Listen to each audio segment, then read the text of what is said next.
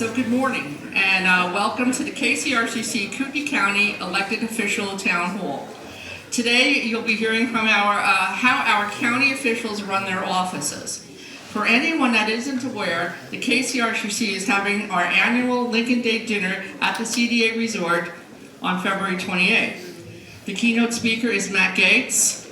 Along with that is going to be Senator Risch. He'll be speaking along with our Congressman Fulcher, and our great Idaho GOP Chairwoman Dorothy Moon, and the Chairman of our Board of County Commissioners, Bruce Matari, who you'll also be hearing from today. The tickets are $175 per person. Now they're a little spendy, but keep in mind that this is for our elections. Everything we raise that night, we spend on elections all throughout the year. And elections are costly, as everybody knows. But because you're here today, we figure because of your civic engagement, we're going to give you a special discount of $25 off your ticket. So who here has a smartphone? Okay. So now you can go to kcrcc.com and put in this special offer code, which is KCRCC26, and voila, you have your tickets. Now, if you don't remember that, catch me or anybody from the KCRCC afterwards, and we'll help you do that. So without further ado, I'm going to introduce Matt Edwards, who will be our moderator at today's town hall. Let's welcome Mr. Edwards.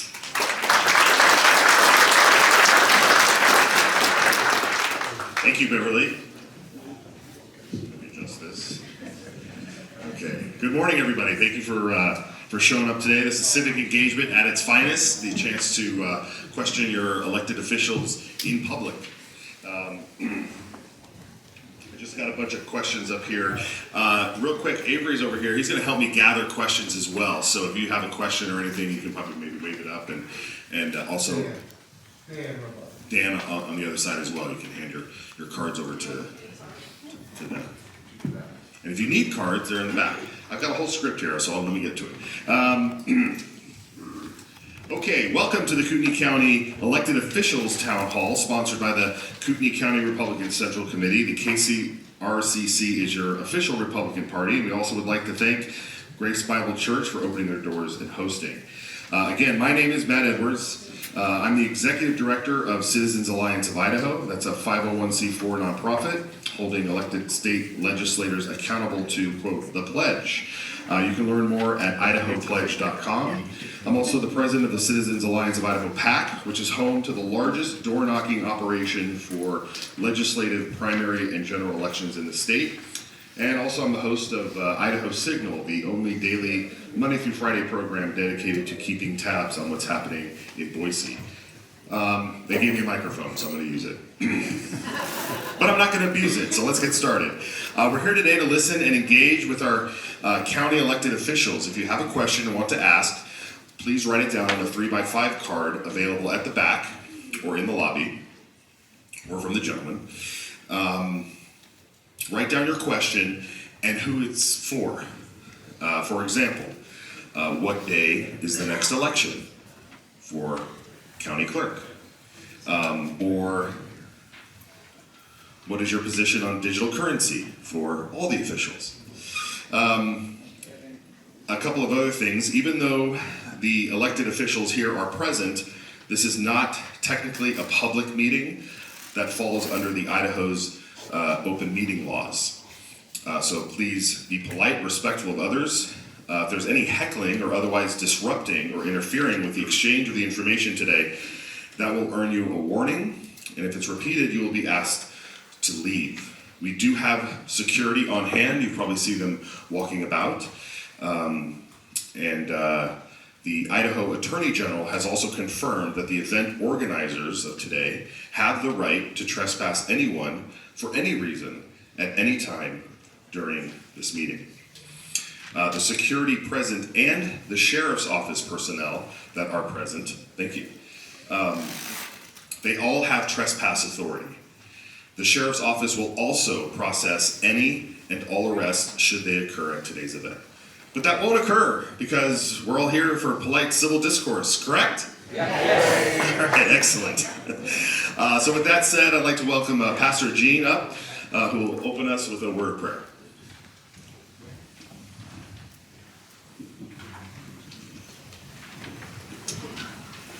As you join your heart with mine as we look to our Lord to bless this meeting today. Our precious Heavenly Father, we thank you for the tremendous blessing it is for us to live in this great country where we have the freedom to gather as we have here today. We ask, Lord, your blessings on each of our elected officials. We pray, Lord, that you would give them wisdom, that you would give them understanding, and Lord, you would give them a heart that would seek after righteousness and justice. And we pray, Lord, that they would lead us in a way that would be in accordance with your will and with your word. Again, Lord, we ask your blessings on this gathering today. We pray that you would give us safety. And Lord, we pray that you would be honored in the things that we say and do this day. We pray this in Jesus' precious name. Amen. Amen. And I'd also like to ask you to remain standing and ask the sheriff to lead us in the Pledge of Allegiance. Okay, please stand, remove your hats, hand over heart, repeat after me. I pledge allegiance to the flag of the United States of America and to the republic for which it stands, one nation, under God, indivisible, with liberty and justice for all. Thank you. Okay. Perfect. The system's working, see? Perfect. Okay, so I'd like to open up, if everybody came into the room today, you should have gotten the little program here. On the back is a description of the office that these folks, most of these folks hold. I'm gonna let them all introduce themselves, and I'd like you to introduce yourself, and also just give a brief, and I do mean brief, please, a brief description of your office and the main functions of your duty. Yeah, and we'll start over here with the assessor. Oh, hello. Good morning, and thank you for being here. My name is Bela Kovacs. I'm your current Kootenai County assessor. I've been in office since May 20 of 2020. I was unanimously appointed by the Board of County Commissioners. I then I finished out that term and I ran for election in the year 2022. I won by a very significant, margin, so duly elected. I have lived here for about 27 years. I'm here with my wife. We have raised 12 children here. We're established. Once we planted roots here, we're here and we've never left. I'm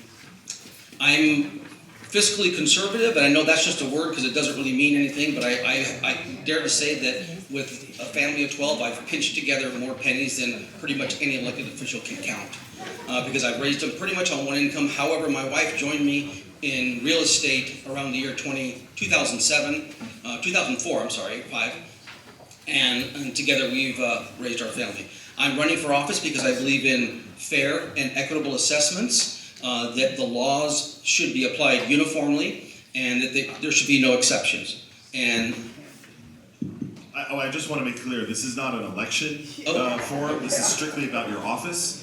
Thank you. And the questions there. So okay. yeah. Okay. My All right. Correction. Anyway, I operate the assessor's office in abidance of the laws and the oath that I have sworn to uphold, and I will continue to do that. And thank you.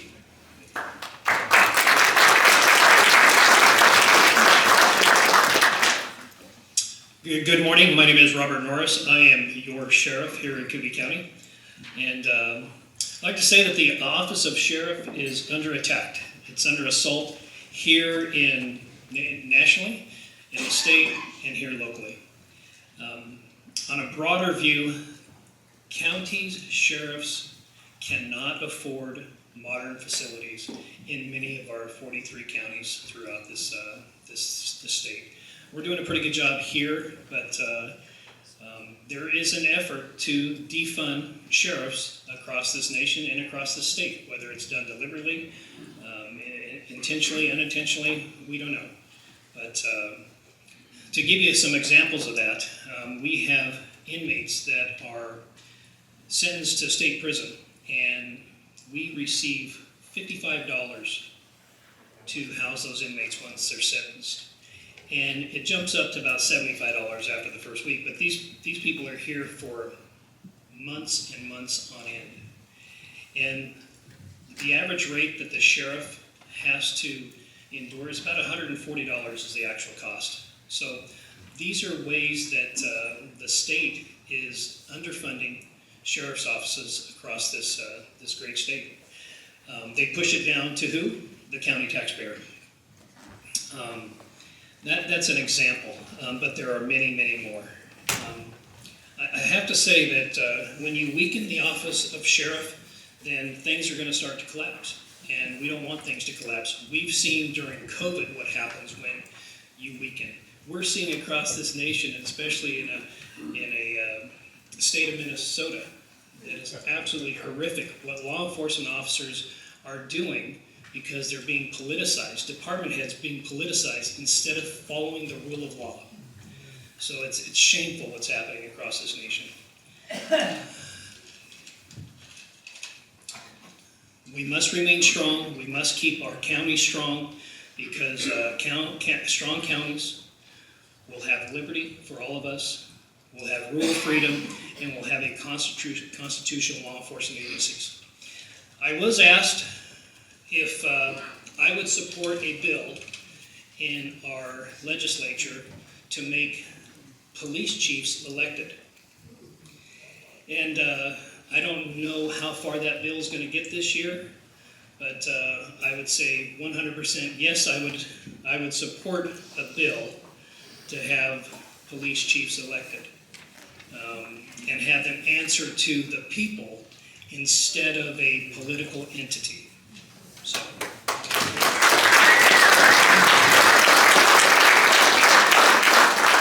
Thank you very much. My partner in providing the umbrella of freedom and the blanket of security is Stan Mortensen. He's our prosecutor. So here's Stan. Thank you. As the sheriff mentioned, my name is Stanley Mortensen. I'm the prosecuting attorney for Kootenai County. First, I just wanted to apologize for walking in a few minutes late. We're at the Grace Bible Church, right? Well, I learned there's a Grace Baptist Church in Post Falls. And just glad the sheriff was already here and not on the road. So, anyway, I'm not admitting anything. I'm your prosecuting attorney. I started my law enforcement career 25 years ago at the sheriff's office, different sheriff. I've been prosecuting now this is my 14th year, my 13th year in this office. I was in the office for 9 years as a deputy prosecutor, and 3 years ago when my old boss became Judge McHugh, I became the prosecutor, and I run a great office. We're the third biggest office in the state. A lot of people don't know that. Ada and Kootenai County have the first two big offices. In Kootenai County, we have a third.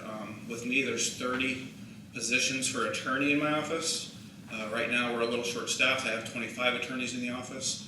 But under the Constitution and the statutes of Idaho, my job is a little bit more than just prosecuting crime. Of course, that is a big part of it. My office prosecutes every felony that occurs in Kootenai County. We also prosecute a lot of the misdemeanors, especially when the misdemeanors are charged by the state police or the county sheriff. We do have two city prosecutors' offices in town, Coeur d'Alene and Post Falls.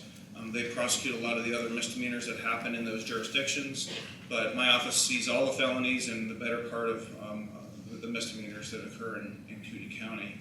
I have two juvenile prosecutors. We prosecute all the juvenile crime.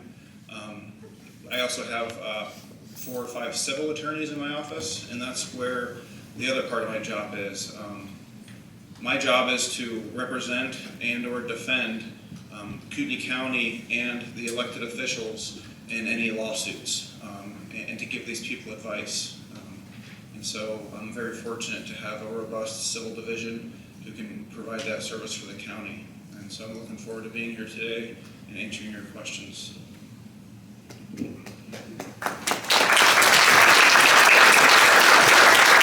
Thank you, Stan. My name is Bruce Matari, and I am one of the 3 county commissioners in this county. Basically, the job is primarily to set and manage the budget. We also write ordinance, and we deal with some land use issues. Now, as your elected official, my job is to impose your will on county government. I represent you. What you want is what I should be doing for your county government. Taxes. We want to keep taxes low, right? Who here wants to see Kootenai County grow faster? Raise your hand. Okay, we got one. There's always one in the crowd, right? Well, the biggest driver of your tax bill is the population growth. Okay, and so we have to decide, do we want to become the next Seattle, or do we want to have more of a bedroom type community? So no one here wants to see the county grow faster, and so my job is to figure out how to take that growth trajectory, which seems like this, and flatten it out a little bit, because the less density means less taxes. Public safety funding. Properly funding public safety. We all want to live in a safe community that has a high quality of life. And so that's another important function. Smaller government. We want to do more with less people. We don't want government efficiency where we can dole out tickets faster. We want government efficiency, meaning that one person can work 50 people versus one person working 20 or serving 20.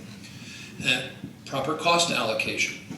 This is one of those things that I've discovered was going on in the county, where your county tax dollars are subsidizing other taxing jurisdictions. So this is the first year ever where the county is getting the full payment of the cost of a deputy for their law enforcement contracts. The county citizen has been subsidizing that for many, many years prior to that. These taxing districts should be able to raise the money they need in order to pay for a county service. And that's the same with fees. We had an issue with community development for the first 2 years I was there. It was in the red $1 million each year. And community development is a fee-based department. So the fees should be covering the cost of community development, not the homeowner taxpayer. So, and then the last one is government transparency through accountability. One of the things, and when I came in as a county commissioner, was that we had a crisis at our sheriff's office, and even to some degree at our prosecuting attorney's office. And we needed to get money in there. The day one, a deputy was earning $11,000 less per year than a Coeur d'Alene police officer, and after 5 years, they were earning $22,000 less a year.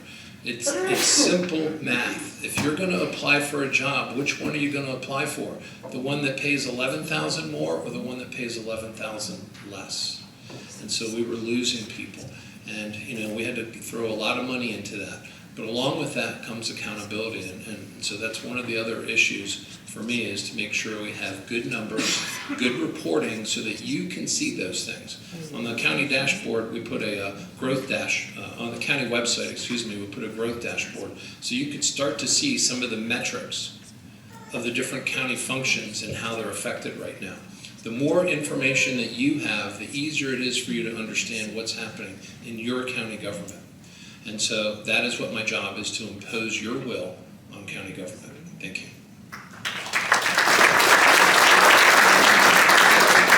Well, hello, my name is Jennifer Locke. I'm your Kootenai County clerk. Took some notes here because the clerk's division is quite diverse, and so I will try to summarize it as quickly as possible.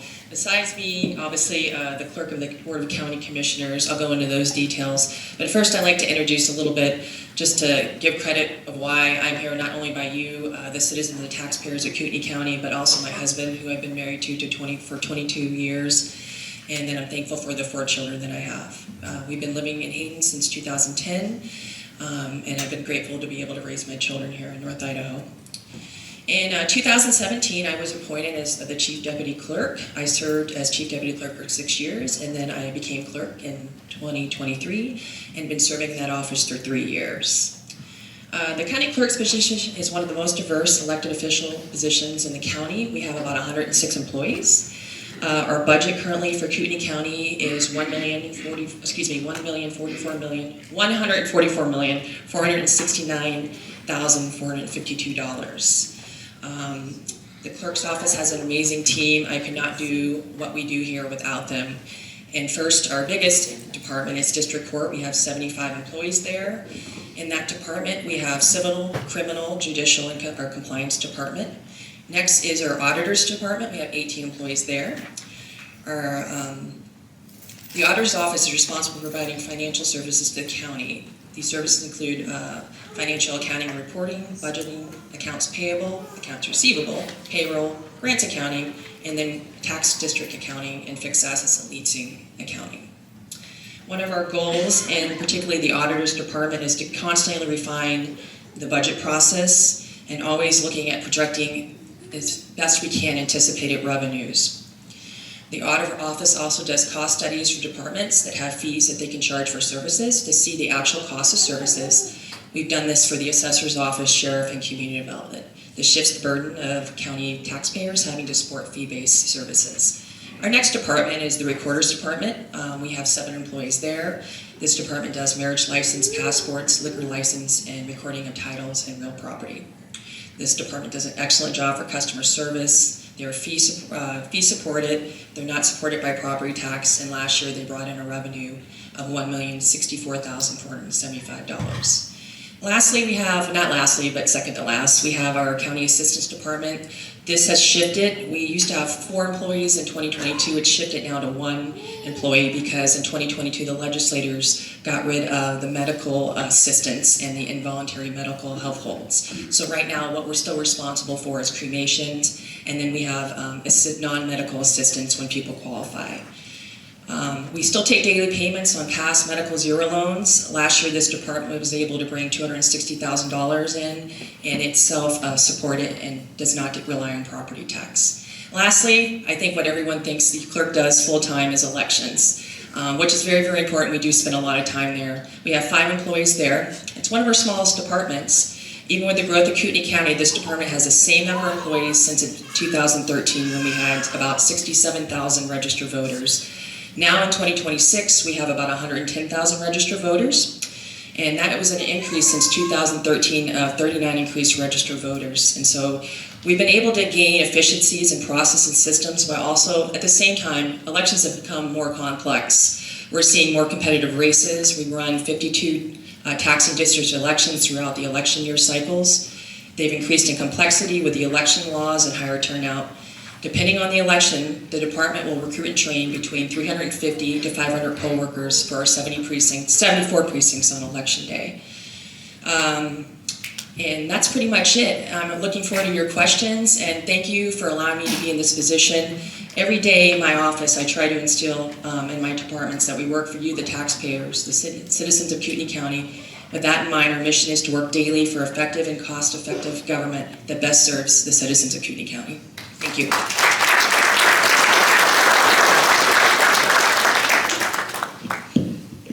Good morning. Steve Matheson is unable to be here this morning, and he asked that I step in and represent the Treasurer's Office. My name is Teresa Mallory, and I have served Kootenai County in the Treasurer's Office for nearly 2 decades. I'd like to briefly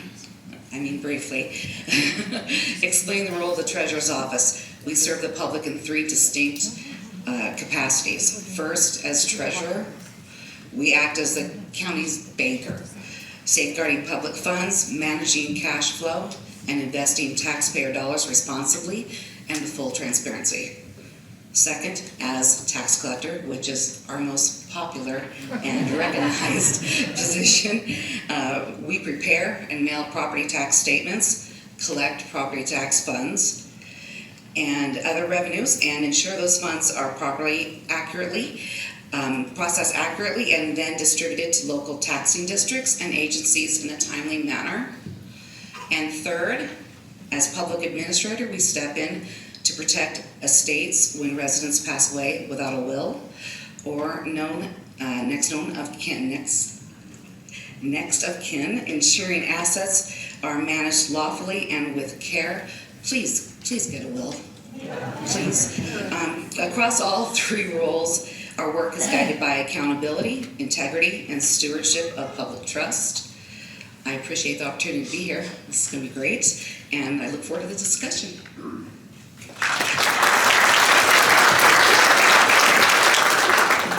Good morning. My name is Dr. Duke Johnson, and I'm your Kootenai County Coroner, and I represent probably the most misunderstood office in the county.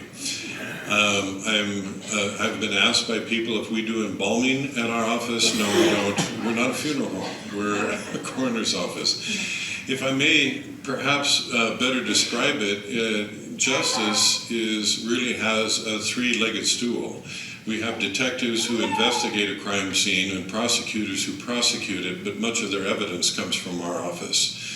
Our role is our responsibility is to look at, investigate unintended deaths, or unattended deaths. So, example, if someone is found in a home, in a field, etc., it is our office responsibility to determine the cause and manner of death.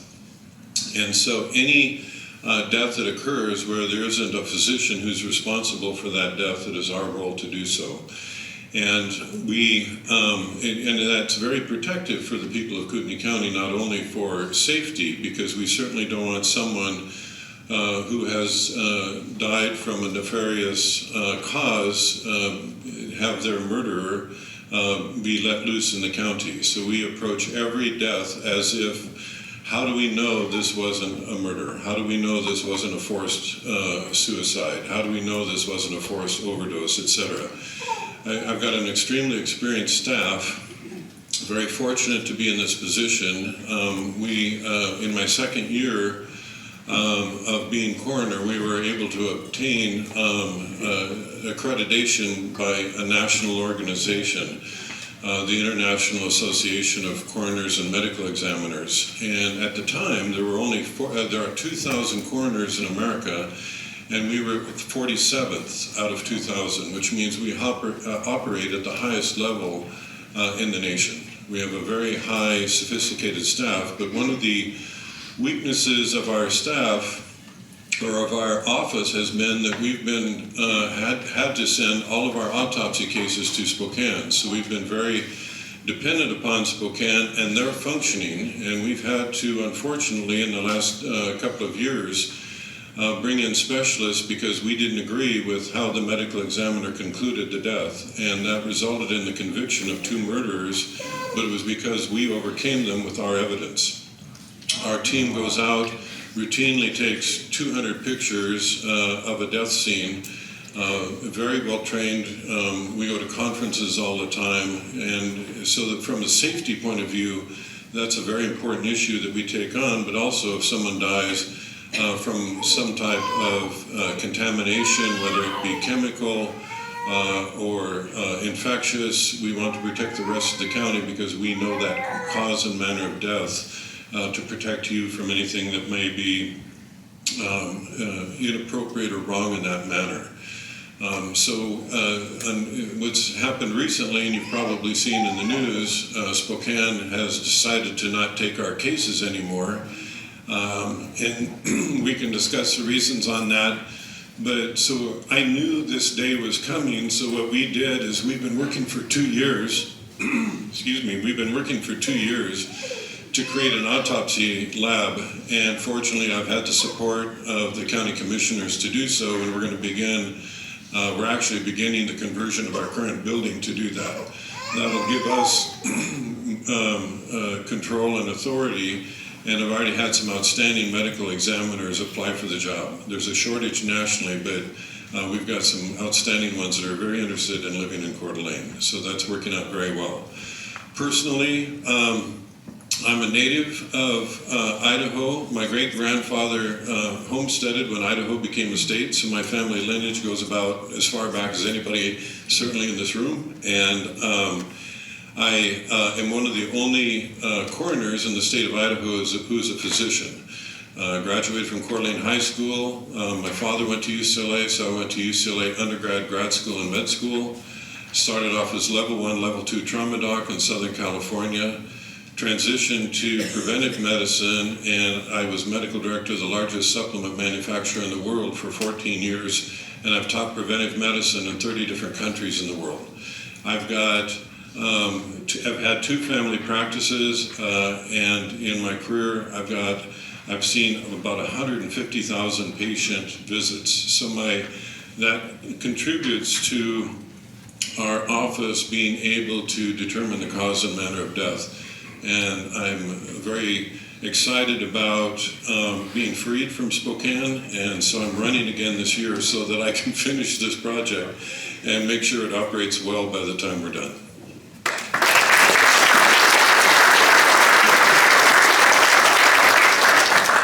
Okay, thank you again for all of that info, and your questions are coming in great here. I appreciate it. If there are, I'm noticing a pattern. There's some questions that are similar, so I'm going to try and combine them so that your questions do get answered. I'm going to start with this first question here because there was multiple exclamation points on it, and so I thought this might be very eager to get to. And it's for the clerk. No, I lost it. Where'd you go? It's for the clerk, and also I'm going to combine it with a question for Bruce. When will we get rid of voting machines? And also, is this something that can be put on the ballot that we would get rid of them, or what's the process in that between your offices? And I'll start with the clerk. Well, I like to start with, in Idaho, all equipment has to be certified by the Secretary of State, and it has to be EAC certified. And I want to give you an example. I'm going to start with a story that just happened in Dallas County with the Republican Party. There are about 1.5 million registered voters, and they're about to do their primary in March. The Republican Party was looking to potentially hand count the ballots, and what they found, and I think this was beginning of January I heard about this, is that they couldn't recruit enough people. Their goal was to recruit over 3,000 people. Again, this is just a primary where not everyone's participating party-wise, to actually hand count. They were able to, they said, recruit about 1,000 people. Their goal was to at least recruit 3,000 people. And then the cost, they were able to raise $400,000. I think I read a previous article, it was probably $1 million to do that with the poll workers because they have to pay them. And the results have to be done within 24 hours. So I just want to start with that, the complexity of elections. In Idaho, we consolidate elections, as I mentioned earlier. We have 52 taxing districts we have to run an election for. In 2022, we had about 30 races on that ballot. And 2024, we had about 21. So I just want you to take that under consideration when you're hand tallying. We're not just hand tallying one race. And with that, our size of precincts can range from 800 to, I think, up to 2,000 registered voters per precinct. So currently, right now, just to run an election day, we recruit 350 to 500 poll workers. If we were going to hand tally, one of the requirements if you don't hand tally central count is you have to take all those absentees that you get during and before election and then on election day and run them to the 74 precincts so they can hand tally those precincts hand tally those ballots along with the early voting ballots. So I already have difficulty recruiting 350 to 500 poll workers. I imagine I would need probably 1,000 at least poll workers to accomplish this to meet the goal because we have to canvass too by a certain amount of time. Also in 2022, the Secretary of State with the state legislators, state legislators implemented the law where we have audits. And they randomly pick counties. We got picked in 2022. They pick at least about, I think, 2,100 ballots. In Kootenai County, we scored perfect in May and November. We got picked in both May and November. And I'm actually encouraging, as I talk to my legislators, why aren't we doing this on odd years too? So what they do is randomly set precincts. We're not doing that. We all watch to see if our county's going to get picked. Those are secured then by the sheriff once we get picked. And then they choose certain races to hand tally. So I feel comfortable with the system and confident in the system that we have here in Idaho. And one of the other things we're looking to even go for more security is we're looking to potentially go to HART. It's, I think, the first certification with the AAC to be 2.0 certified. It's called Vanguard. And with that, HART is right now in Idaho the only ability to do a unique identifier, which they passed in Idaho code last year, the ability for counties to do that, where each time a ballot's printed, it has a random unique identifier that's never tied to the voter, but when you're scanning it, it can't be scanned more than once. And so we're looking to take every security measures that we can in this county, but realistically, I feel if I can't recruit enough poll workers and I can't meet my deadline to certify the election, I have failed as clerk. And so I'm always interested in hearing ideas, but I haven't had someone come to a list saying, hey, I've recruited 500 people just to hand tally, let alone work election day. So with that, I know it's not necessarily a popular answer, but I think it's my job to be honest and fair when I see in elections. I think we do a very good job in Idaho. You have to request an absentee once a year. Every year you have to renew it. You're either signing the form, or if you request it online, you have to verify it with your birth date and driver's license number. And with that, we had all our election team go in January to our elections conference with the Secretary of State. We do verification of signature training every year, and so I feel very confident in the process that we do in Kootenai County.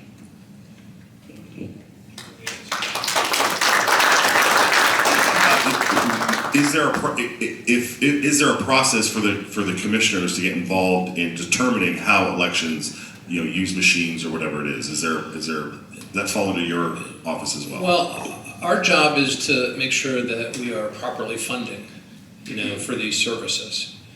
As far as telling another elected official how to do their job, that's typically not within our purview. But as a county commissioner, as an elected official, of course, election integrity is extremely important to me. And no matter how good the system is that you have, it doesn't work if you have people who have bad intentions, who have bad faith. And it really comes down to that. And I've worked very closely with Clerk Locke, and the commissioners come out, we do these audits right before the major elections, before any election, where we run the ballots through the machines, we make sure that the ballots are being properly counted and so forth. I have all the confidence in the world that Clerk Locke is doing a fantastic job when it comes to elections. I think what we have to be careful of is that when we read about stories, and the world has changed, certainly since I was a kid, you would read the local paper, you wouldn't read the New York Times because there was no internet, right? And so we read these stories of what's happening in other communities, and then we start to go, oh my God, is this happening here too? But it's not a lot of times, especially on crime. But on the election stuff, you read about places like Michigan, and they put paper up over the windows so no one could see them counting the ballots. We don't have that problem here. We have cameras 24/7. So, what's happening in other parts of the country is not happening here, and our job is just to make sure that we are properly funding the other elected so that they can do their jobs.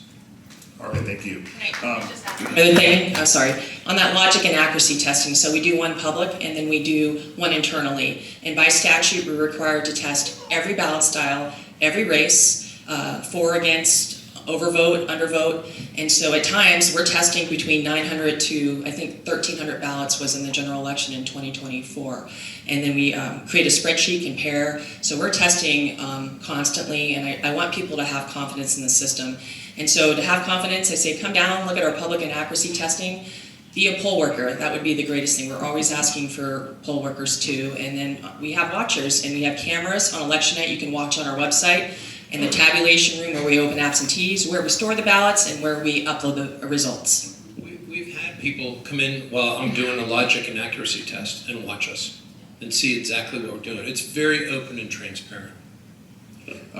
On that note about volunteers, we do have a card. I do have a card here that says somebody has put their name down at the fair annually, and but has never heard back. So what are some ways that if there's folks in the room that do want to volunteer and be a poll worker, how do they do it? So I would reach out. We do have Debbie Andrews. She's been amazing, who is our poll worker specialist.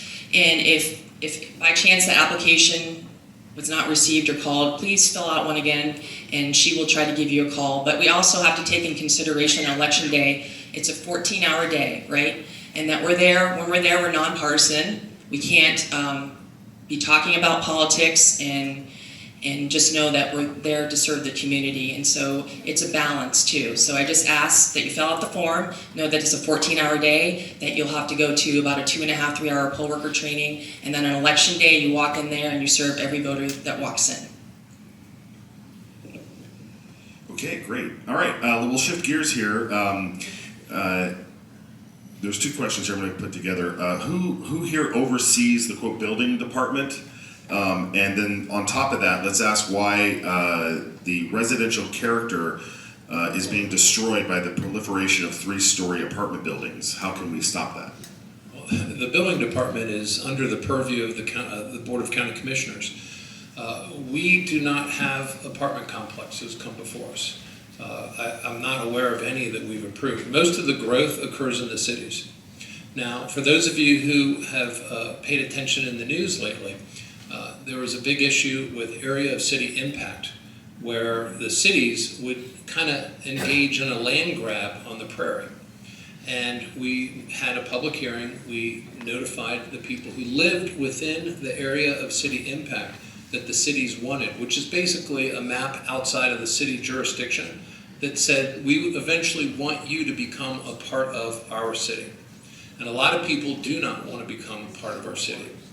And so what we ultimately decided to do for the larger cities was, instead of giving them what they wanted, which was basically to gobble up all of the rest of the land on the prairie, we allowed them to have a 1/8 mile border around their existing city jurisdictions. And that would be their area of impact. And that way it would not affect other county citizens as directly by being inside that area of impact. And that's basically, the large growth is happening in the cities, and that's where I encourage you to hold your city officials to the fire on that one. Excellent. For our attorney, prosecutor attorney here, as prosecutor, what does your office do to address government fraud that is currently found nationwide? And I'll combine it with you're looking into any child care fraud or Medi-Cal fraud in Kootenai County specifically? Sure. So, I watch the national news, and, I think everybody knows I can't do anything about what happens nationally. I can only prosecute crimes that I have jurisdiction for, and that's what happens in Kootenai County. And this crime would be treated just like any other crime. My office does not investigate crime. A citizen, somebody would have to call a law enforcement agency with jurisdiction, whether that be Coeur d'Alene Police, Post Falls Police, the Kootenai County Sheriff, the State Police. An officer, a detective, would need to investigate, the allegation of a crime. That investigation would conclude at some point, and the officers would make a charging decision, a recommendation. Officers would recommend to my office that, hey, read my report. I think there was a crime committed here. What do you think? If my office receives these reports and we think there's a crime or crimes, we go through the process of charging them up. Sometimes we don't make charges, sometimes we do. I can talk about that in a minute. But there are a lot of times where officers receive complaints, they make an investigation, and they conclude there just was no crime committed. My office never receives those police reports. So I can't prosecute what I don't get informed of, and largely I get informed of those things by officers. We have great officers in this region. Kootenai County is truly blessed. I grew up in a law enforcement community on the East Coast. The Mortons go back to the to the 1800s in Idaho, just like the doctor said. My great-great-grandfather helped found the state as well, and unfortunately for me, I had to live somewhere else most of my life. My dad was in the federal government. They move you around, so I didn't grow up in Idaho, but I visited here almost every summer. I grew up out east, and I've been everywhere in between. We have some great cops in Kootenai County, and we are truly blessed. And they make very good decisions, and most of the time when they think a charge needs to be brought, they bring it to my office and we agree with them. When they don't think a charge needs to be brought, they don't bring it to my office, and we support that. As far as the investigation goes, though, officers make charging decisions based off probable cause. Probable cause is a low burden of proof. I can't convict on probable cause. I need proof beyond reasonable doubt. So there are a lot of times where charges might be warranted, even an arrest might be lawful and warranted. But if my attorneys don't think that we can win at trial beyond reasonable doubt, we might not charge that because I can't win on probable cause. I have an ethical duty not to bring charges that I can't win, that I don't think I can reasonably win. To speak about probable cause, it's basically a coin flip. Probable cause, you're never going to see an attorney or a judge put a percentage on it, but probable cause is essentially 51%, more probable than not. And so when you're deciding whether or not to charge somebody, it's almost a coin flip, or did they do it or did they not?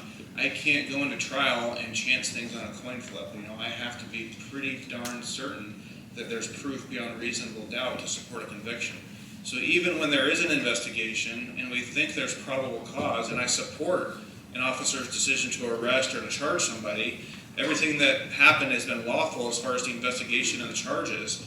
I might not think that we can win a trial, and we have to deal with those cases. Sometimes that results in not filing charges, sometimes that results in dismissing charges, sometimes that results in how we plea out the case. I know plea deals get dirty, it's a dirty word for some people, but plea deals aren't always a bad thing. I have to just negotiate the case because maybe I don't think I can win, but charges are still warranted.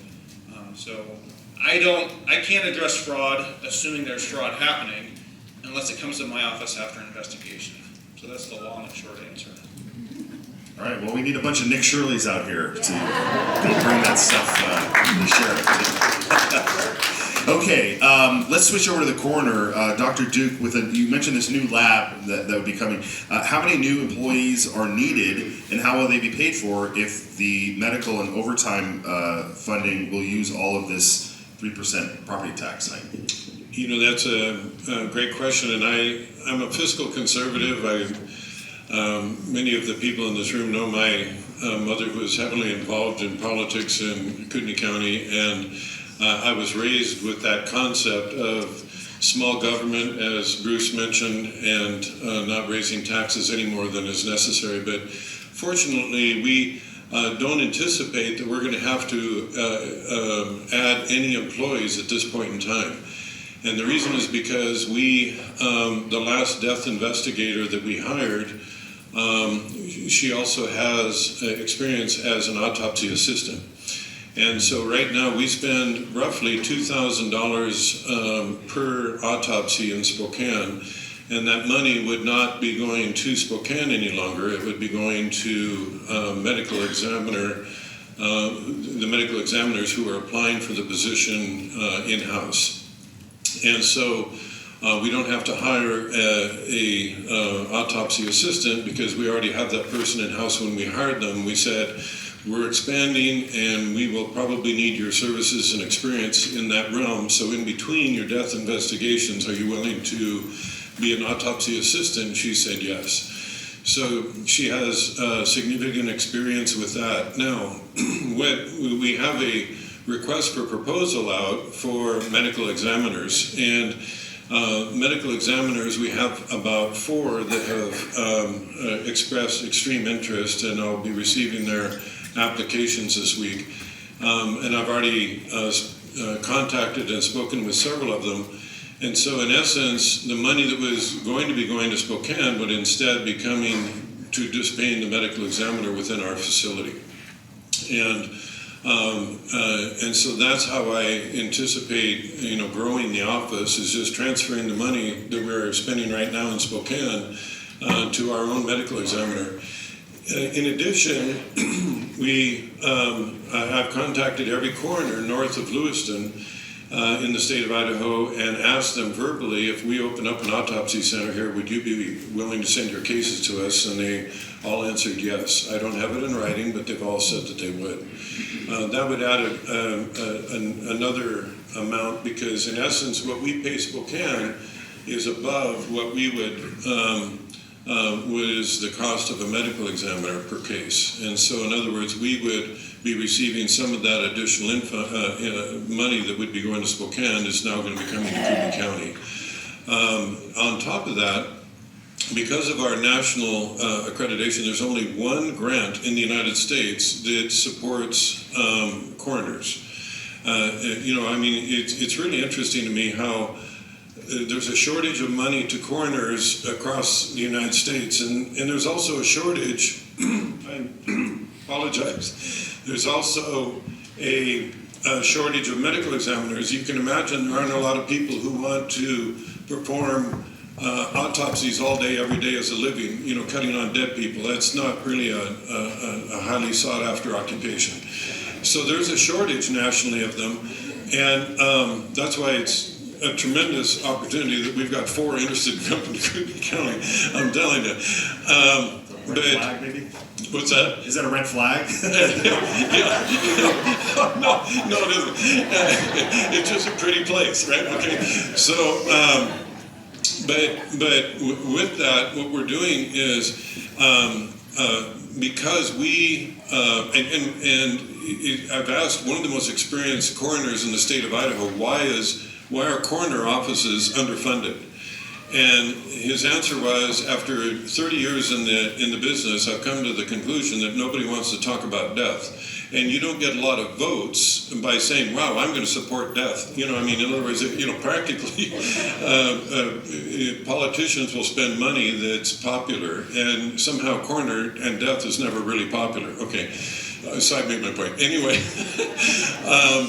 but fortunately, because we are accredited, okay, I was going to get back to the grant.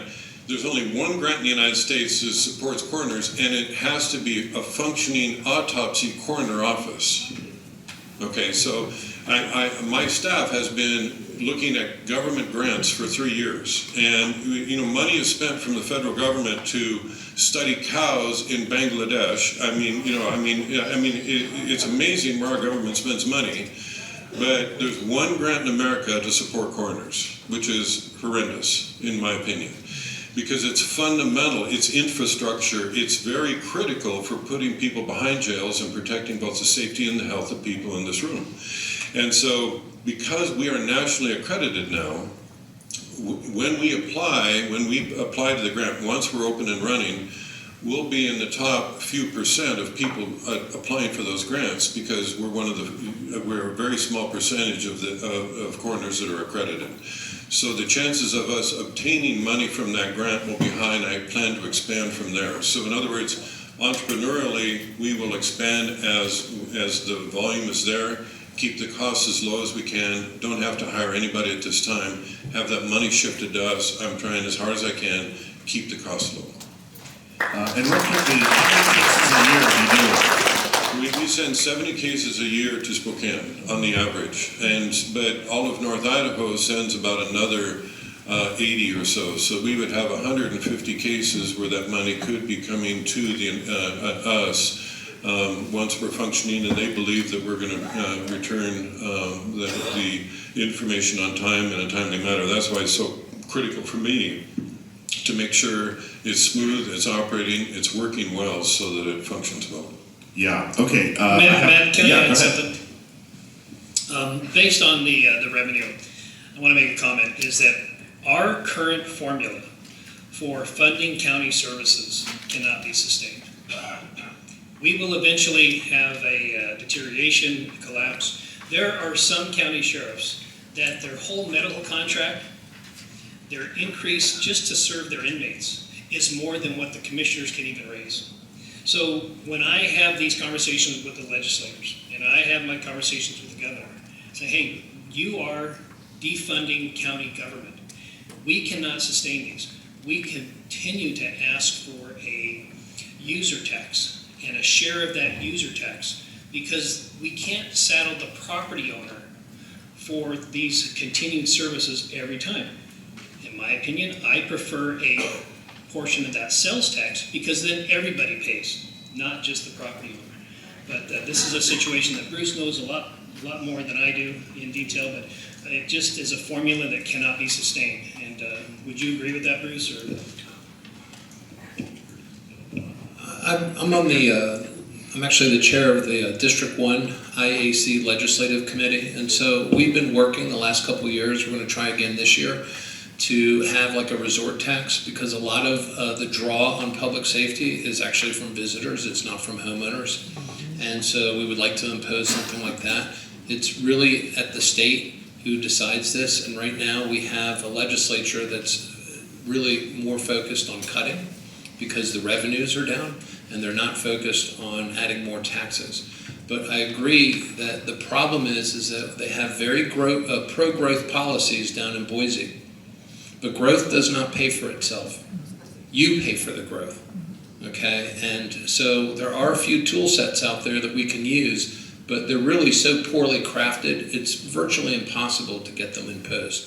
And having a resort tax to begin with, I think, would be a good start.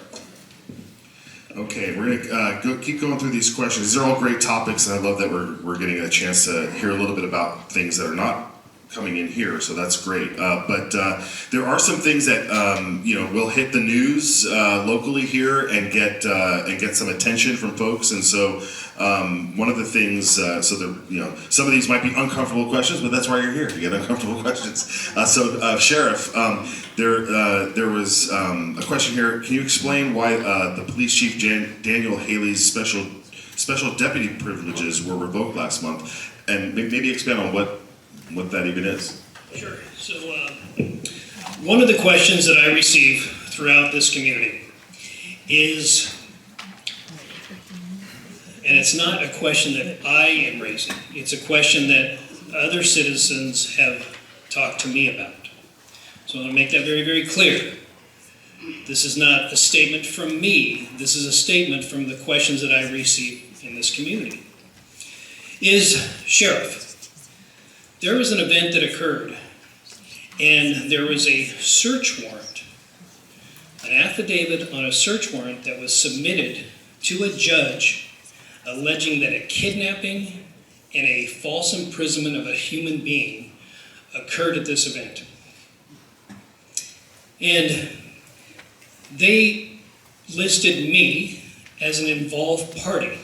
Now, in my 35 years of law enforcement, I have never allowed a kidnapping or a false imprisonment of a human being to occur in front of me. So, did I revoke the special deputy status on 3 individuals? Yes, I did. And this is coming from the community, and I want to reiterate, this is not coming from me, that if they're willing to do that to me, what are they willing to do to the average citizen that doesn't have the protections of me being the elected sheriff do? So I have a deep concern with those. And so did I revoke 2, 3 originally? Yes. I did appeal 1, and we'll probably have a hearing, but his special deputy status did stay in effect until probably the end of January or February. But I would like to reiterate that that is one of the questions that I receive in this community, is that a kidnapping and false imprisonment have occurred of an individual, and a search warrant, an affidavit was submitted to a judge. This should concern everybody. And I'm surprised that our fake news here in Kootenai County hasn't taken up this subject, because that is a travesty.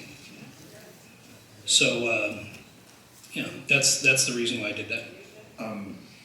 And just for, maybe I'm the only one in the room, but what is this? What is the special deputy status to a police chief? So in the state of Idaho, it is we have an opinion that a law enforcement officer can only work within their own jurisdiction in which they're employed.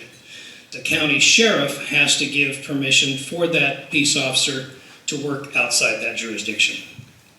So have I given a special deputy status to pretty much all law enforcement officers? Yes. Are there some that have been under review or revoked? Absolutely. It's been well written about regarding Spirit Lake. So the state came to me and says, hey, the Spirit Lake is unstable, their police department's unstable, there's nobody to supervise criminal justice information that is sensitive and should not be available to the average citizen, and we believe that it's under my license, the sheriff's license. And so did I have concerns because of the instability of a police department, and did I revoke all of them? Yes, I did. And so I have a meeting with the new mayor in that city. I believe that the police chief has brought some stabilization to that organization. So we're going to be having a conversation on that. But did I revoke 3? Yes, I did. And that is the most common question that I get in this community. If they're willing to write a kidnapping and false imprisonment report, and this is not me saying this, because I know some fake news is going to get it wrong in the paper. I know it for sure. But I want to make sure that all my attorneys know that I'm not saying this, that this is a question I get from the community. And that's the answer to that question. Okay, thank you, Sheriff. Just a little more clarification, and I'm not going to address the decision of an elected official to do their job. Just to clarify yours, and everything the sheriff said is correct. So a lot of people don't understand this. When an officer goes to the academy and graduates, they become certified as a peace officer in the state of Idaho. That doesn't mean they can do anything they want as a cop in the state of Idaho. These officers are employed by a local jurisdiction, whether it's a county sheriff or a police chief. Idaho code, actually says that the officers can only act as peace officers within their respective jurisdictions, except under very limited circumstances. One of those limitations is if there's an agreement with somebody like the sheriff who has broader jurisdiction. So, Coeur d'Alene Police, Post Falls Police, Spirit Lake Police, those officers only under certain circumstances can act as police officers outside of those city limits. And again, one of those circumstances is if it's at the request of somebody with jurisdiction, and that would be the sheriff. And so people there's a false impression here that, well, they're certified by the state, can't they just go anywhere in the state just because? The answer is no. All right, thank you. Okay, I'm going to shift over to you, sir. Continuing on, just stories that are out there and publicly people would like them addressed. Has the drama in your office calmed down? Are the articles in the CDA Press accurate? There's a question about recording people's conversations and investigating, looking into the residents' investigation of potential political opponents or such. So, Okay, in any order. That's a lot. I might need you to remind me of Sure. what those topics are as we go through. It's going to take a while to get through that. Refresh my memory. The first one. Just about the drama in your office and recording. Yeah, there's always drama. Drama in any office. It's called office politics. Every office has it in government, and every office has it in private sector. So that's an issue. The fact is, and you gave a prelude to this, is that we have to make decisions every day, and sometimes those decisions are not popular. And when we make those decisions that are not popular, there are consequences. Sometimes we just ask questions, and the mere fact that we ask questions, the questions are perceived as threatening because sometimes they challenge the status quo. So I will say things have gotten better, way better, as far as the internal workings of the office. I implemented a program in early 2024, a project called Simpatico, and that is to restore the computer system to essentially the standard, the Idaho standard is what I'm calling it, so that the processes and the methodologies that we're doing, both in the computer system as well as the business processes, are consistent and in parity with what the Idaho State Tax Commission is doing. And so that's well underway. We wanted to implement that at the end of 2024, but the treasurer took notice of it and they decided that they wanted to ride on the coattails of what the assessor's office was doing. And so now we are leading and they're following, and they've joined that program, and they've actually asked for permission from the commissioners on February 10th, 2025, and they've implemented their own program. And so we're looking at testing it right now. We had hoped to already implement that in early January. We haven't quite got there yet. We're still doing some testing. But once we do that, that will allow Kootenai County to utilize over 500 audits, reports, checklists, and other tools that is provided by the Idaho State Tax Commission, which historically we have not been able to use. We have had our own, but they're distinctly different than what the Tax Commission and what 14 other counties are doing across the state. So that's so much for the internal drama. Recordings, this question comes up. Recordings happen in Idaho. I actually did record some meetings, and I did that to record information and notes to be able to do my job better because there was lots of information coming at me. I don't know to what extent the question is asking about recording. I mean, I could focus on that if, Matt, if there's something specific. I don't think we need to get into necessarily specifics here. Yeah. You know, really. I haven't recorded anything. I mean, every single meeting of the Board of County Commissioners that occurs in the county is recorded. Most people don't know that because if you walk into the meeting room, there is no sign anywhere indicating that it's recorded. There's no statement made by any of the commissioners warning the public that the meeting is recorded, but every single one of them is recorded. So that's what I have to say about the recordings. What was the other question? Any doing assessments or investigating residents of political opponents? Okay.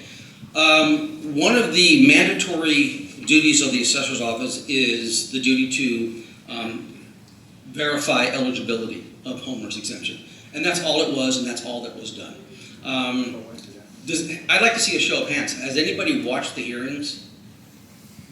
Okay, so there's a few of you. Just for public transparency purposes, I will be putting links to all of the Board of Equalization hearings on the assessor's main page so people can access them easily. I would encourage you to watch the Board of Equalization hearings and ask yourself, do you feel that that process was transparent? Do you feel that the questions that were asked were answered?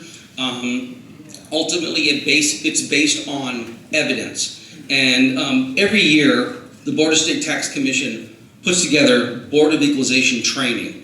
It's actually training that's designed and intended to be given to the Board of County Commissioners. But assessors attend the training also. I've attended it every year.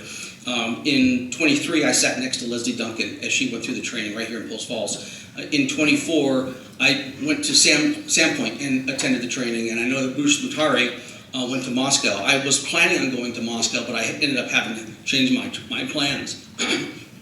But the Board of Equalization training and state law mandate that the decisions will be made based upon the preponderance of evidence. And the evidence is based upon the conduct of the appellant, and the appellant has to provide that evidence. When you watch the videos, or if you watch the videos, I'd ask you to ask yourself, did that happen? I would present to you that I don't believe it did happen. There's some very bold text in this training that I will also put on the county website. But as far as the question about the political aspect of the investigation, that just simply is not true. Okay, so there's two issues why this is very, very important in Kootenai County. Because we are a border community. We have right on to the west of us, we have Washington State. And just to the east of us, we have Montana. And that fact alone presents a situation of convenience switching. The subject property that's in Washington in this issue is only 4 miles from state line. It's a matter of a 10-minute drive. The other issue, and so what that does is that raises the level of scrutiny. It raises the level of documentation and identifying the preponderance of evidence, because that's exactly what the law requires.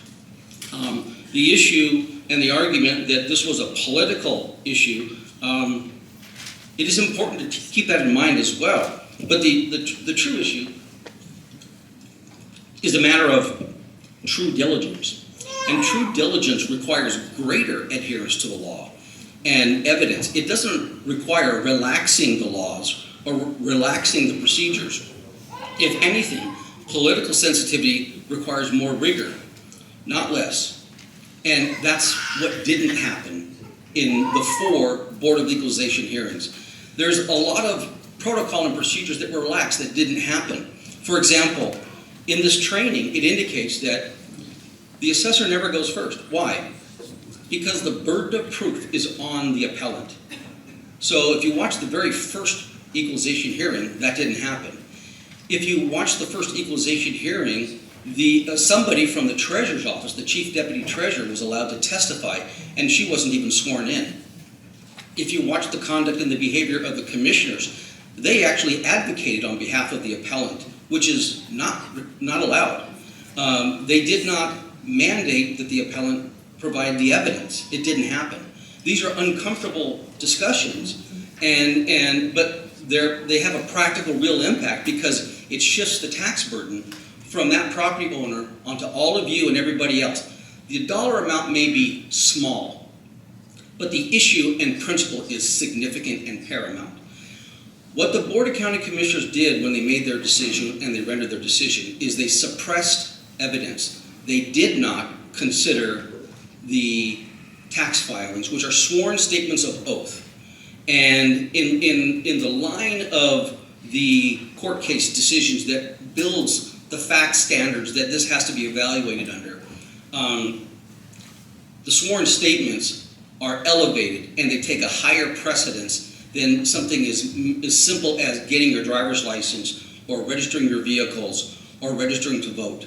Those are considered lower standards. And in most of the cases that establish the review, they are situations where the property owner resided prior in Idaho and then moved to another state, and they were held, those were cases about tax returns and income tax. In this situation, it's the reverse. And it's the reverse because the significant case of Pratt versus the Idaho State Tax Commission establishes 3 criteria. That the domicile must be demonstrated to be abandoned. Once it's abandoned, it also must demonstrate that the new domicile has been acquired. And once that new domicile has been acquired, it must be demonstrated that by presence and conduct. That's the fact pattern that has to be proven in the hearing. And that's exactly the fact pattern that was not. The discussion was about providing the returns in the first hearing, and at one point, Commissioner Matare asked the appellant to bring them, but then that never happened. And the Board of County Commissioners has power to subpoena and provide evidence. They did not do that. I believe what happened is when they realized the strength and the importance of the Pratt criteria, that it actually strengthened the assessor's position. Once that was realized, it was put to bed and relegated to the basement and never brought up again. And so I think everybody should be up in arms about this because this is not about politics. This is about uniformity. This is about equity. This is about applying the standards of law, of precedence, equally and uniformly, so that the public can have the trust and the confidence in the tax system that we have. And that's what this is about. And so the decision of the board is appealable, not just by the assessor, but it's appealable by anybody. Anybody in the public can appeal it. And the appeal can go 2 ways. It can go through the Board of State Tax Appeal, or it could be by lawsuit filed in the district court. Okay. Thank you, Mr. Kovacs. Okay, let's shift gears again. We only have maybe 45 minutes left, and these are all some good questions and such. May I add one more thing? I'll give you 20 seconds. Okay. Is there going to be time for wrap up? Yeah, at the end we'll let Okay, I'll do that. We'll save it for then. Okay, very good. All right, I want to go back over, there's a couple questions here on runoff elections. And I know necessarily you don't make the call, you just operate within the law what the runoff elections are, but if you have 4 candidates running for one office and they don't get the majority vote, how can we change that, I guess, if that's, because right now that's not the case.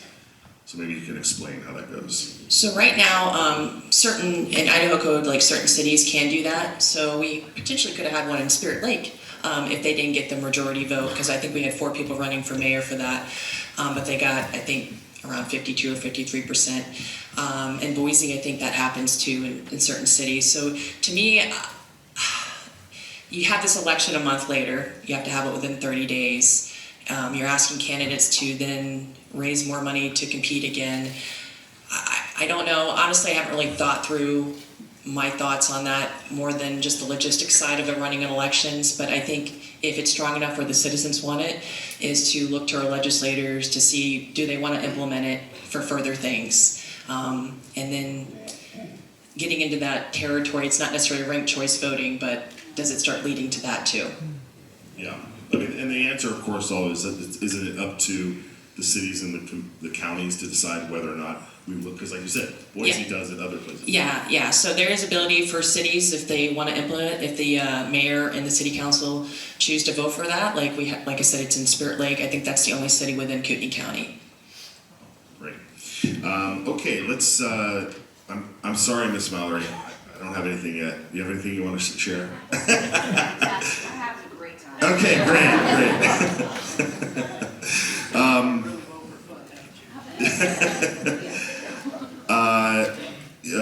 We had a follow-up question come in here for you, Mr. Matari. When you say reduce the growth of the growth trajectory, how do you propose to do that? It's actually quite simple. The Idaho legislature has given local jurisdictions a method to do that, and it begins with your comp plan, your comprehensive plan. Okay, and one of the things that people don't understand, and we do not have this in our comp plan right now, is that you include service levels. And once you establish a range on your service levels, then the commissioners write ordinance that says the developers have to pay for impact studies to make sure that that development does not affect service levels. An easy one might be, what is the average amount of time, or what is the time we want between a 911 call and a deputy showing up to your house? Let's say the range might be between 15 and 20 minutes, as an example. Well, that's our range. The Board of County Commissioners can draft ordinance that forces the developers to pay for the impact studies. There's no impact studies that get done in this community. None. Okay? So once you set up that framework, then you have a legally defensible way of saying no. Now, I'm working with a few other elected officials on trying to explain this and address some of these issues, because Idaho is very much a pro-property rights state. And that has many good benefits for everyone in this room. But for me, I question, how is it that we have a form of government where people actually want to slow growth down, but we cannot affect it? That in essence, the developers rule the nest, if you will, okay? That they get to build whatever they want, and we're forced as elected officials to accept that. And this is one of those ways that you can actually start to take that trajectory down. And that if it pushes our service levels out of the acceptable range, we legally can defend saying no. Now, to put that into an extreme example, let's say a developer wanted to add 20,000 units within a small city, right? Well, just by the limitations of the sewage system, we couldn't accommodate that. So are you telling me we have to say yes? Of course not. That there's physical limitations on that. So if 20,000 is clearly a no, what number below 20,000 to zero can we get it to so we can actually take that trajectory down? Once we can do that, it actually starts to set tax policy, because as a community we're saying these are the service levels we want to have. How many cases should a prosecutor have in Stan's office? Right now I can tell you they got a lot more than they probably should have, right? And it's leading to burnout, and we're losing prosecutors as a result of that. Okay, same thing with the sheriff's office. There's been a lot of burnout there. So when we start to set that, those service level metrics, it actually leads to tax policy, meaning that we want to have a fire department that shows up within 10 minutes, as an example. So we're willing to pay for that, but we have to measure that year after year after year, and then look at that, and then we can make better decisions as a community. And so that's how you do it. Thank you.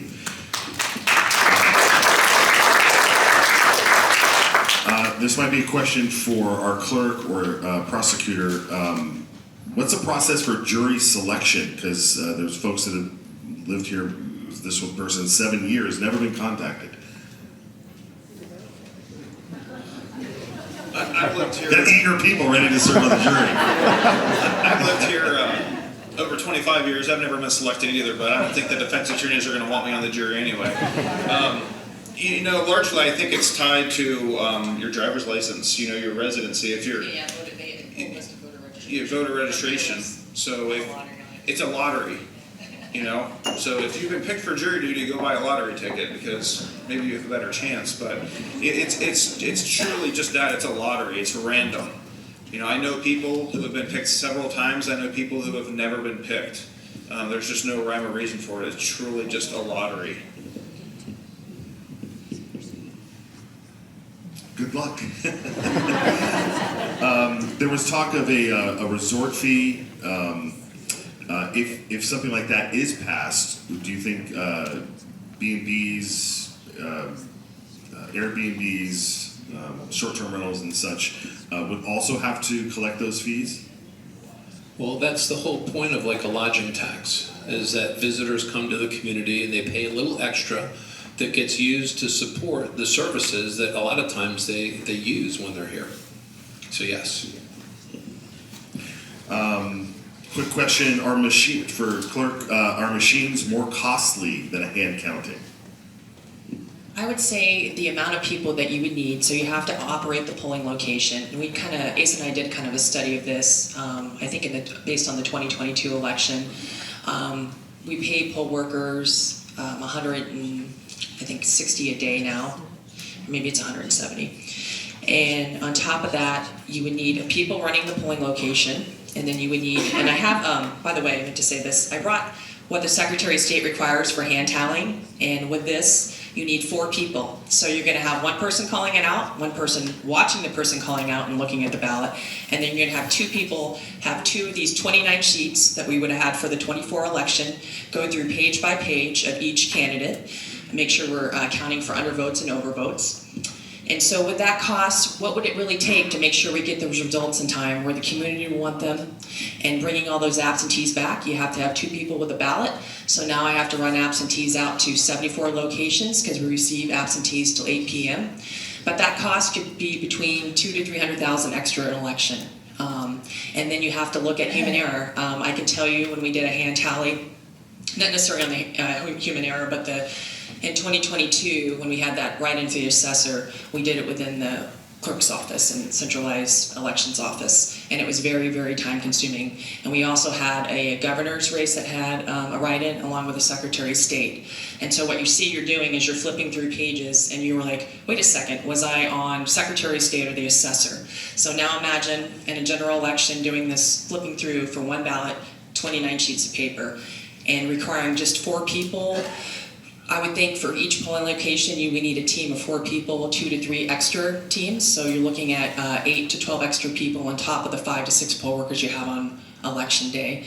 So I haven't really done the estimate between tabulators long-term versus election day, but you're looking likely over $200,000 just for those extra poll workers to get this done, where we can still canvass, process registration, and time to get those results to the board. Okay, thank you. Teresa, you got a question? And it's going to build upon something that I noticed at the state level a couple of years ago. There was a bill that would have said to the state that they would be able to purchase gold and precious metals a few years ago. And as we just saw, gold and silver just hit all-time highs, and that could have helped with the supposed shortfall at the state level in spending for the budget. So at the county level, with the treasurer, can you talk about what the office does for investing the money that is sitting in your office? Yes, within the treasurer's office, there's very limited numbers that we can invest in. We have certain bonds that we can obviously, federal bonds that we can invest in. We have our funds currently with the state, with the local government investment pool and the DVF. And so we're able to do those types of things. In terms of gold and silver, I don't really foresee that we're going to be moving in that direction anytime soon. Our job is to safeguard public funds. We're not going to do anything irresponsible or risky because it's your money, and that matters. And making sure that we put every dollar to work for the taxpayers, that's what this is all about. And we're accountable to you. So we're going to make the smart moves. We're going to invest. We're going to push every dollar that we can into investments without sacrificing liquidity. We have to keep the wheels moving at the county. So that's the focus, and that's what we do every day. Careful stewardship means you're keeping your eye on the dollar every day. And it's important, that's what we do. Okay, thank you. I do want to say our treasurer's office does a phenomenal job in investing, and they're the reasons why we are able to do a lot of these capital projects. So I really give kudos to the treasurer's office. Last year alone, based on how they invested their money, they brought in $6.9 million in interest. So you have an incredible treasurer's office. I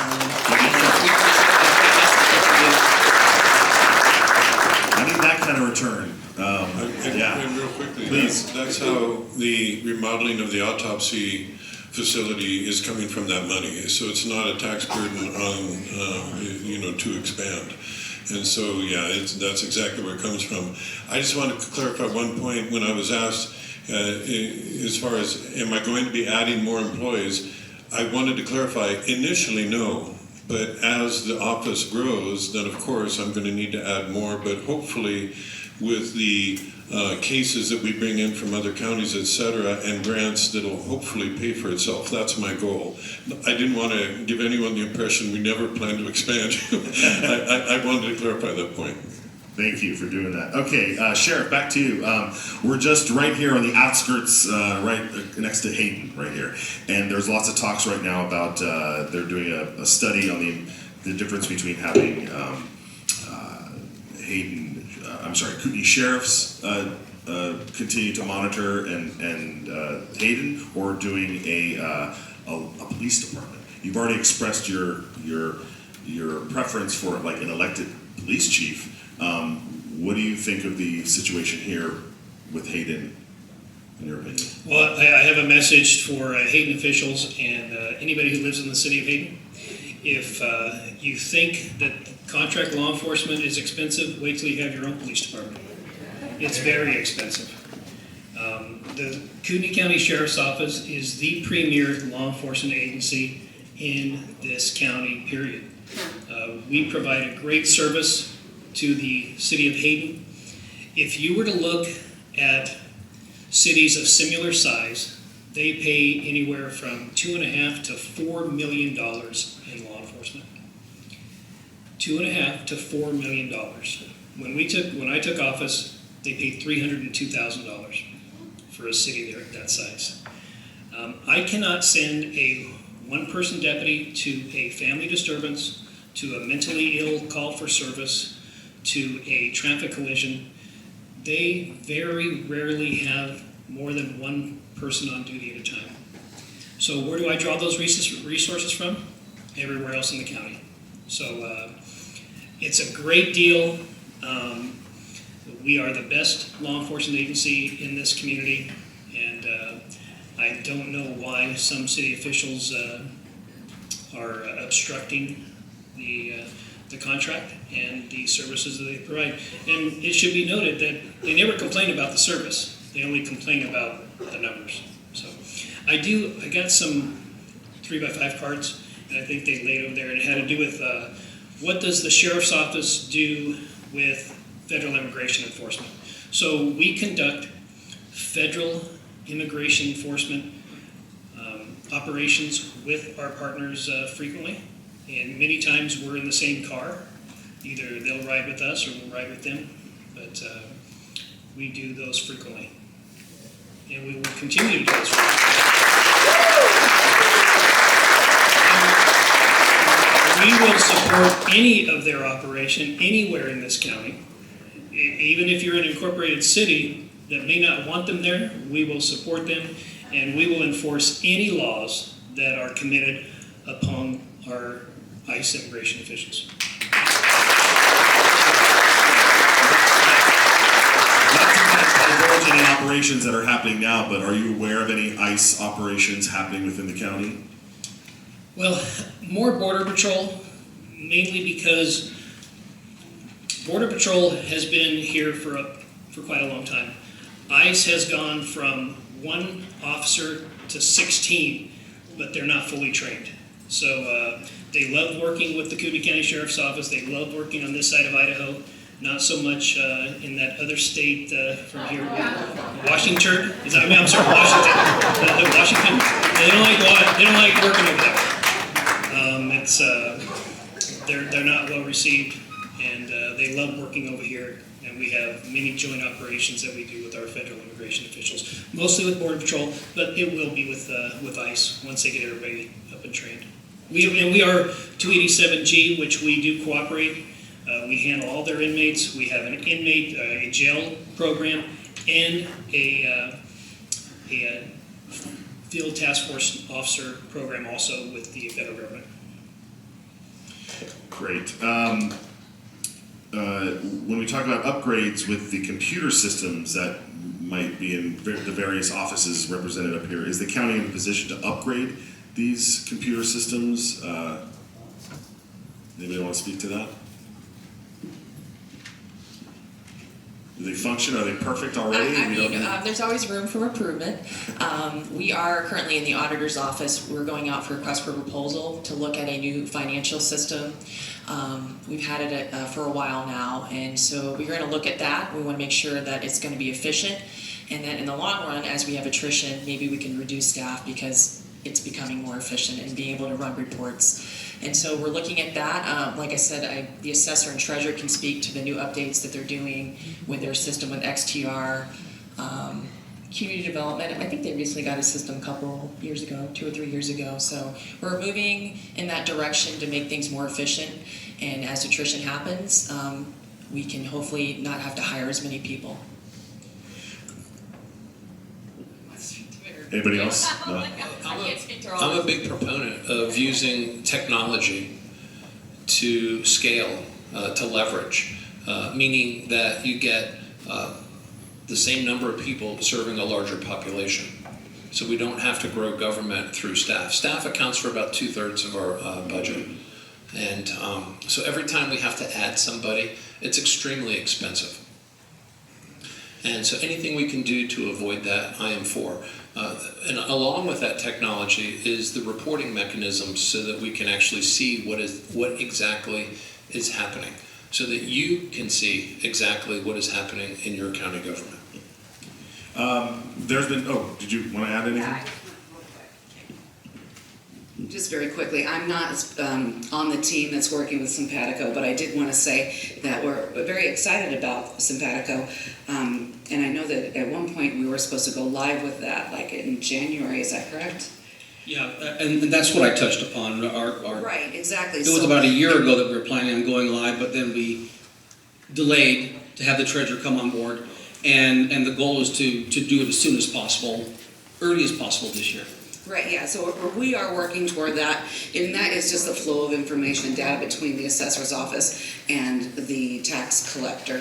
And I think that maybe there's a delay because it'd be irresponsible for us to move forward with Simpatico without fully testing it in our department.